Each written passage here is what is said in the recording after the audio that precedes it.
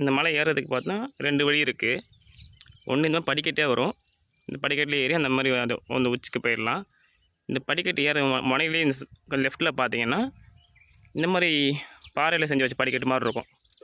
கொஞ்சம் ட்ரெக்கிங் போகிற மாதிரி இருக்கும். உங்களுக்கு படிக்கட்டு ஏறி ஈஸினா அதை சூஸ் பண்ணிக்கோங்க. இல்லை உங்களுக்கு ட்ரெக்கிங் போகிற பிடிக்குன்னா அந்த மாதிரி சூஸ் பண்ணிக்கலாம். இங்கே சைடில் போட்டிருப்பாங்க போகிற வழின்ட்டு.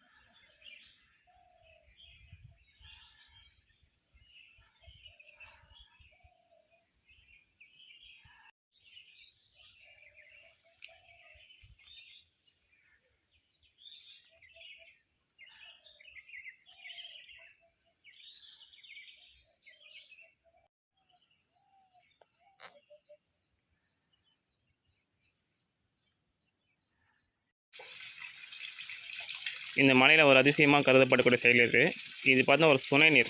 மலைக்கு மேலேருந்து வரக்கூடிய சுனை நீர் தான்.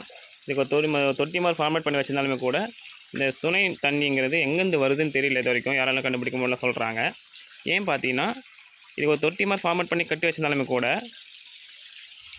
இதுக்கு பின்னாடி பார்த்தீங்கன்னா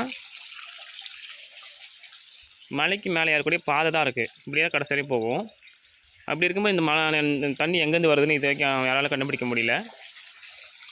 டேஸ்ட் பார்த்தா ரொம்ப நல்லா இருக்குன்னு சொல்லியிருக்காங்க. நானும் ஒன்று குடிச்சு பார்த்தேன். நல்லா இருக்குது.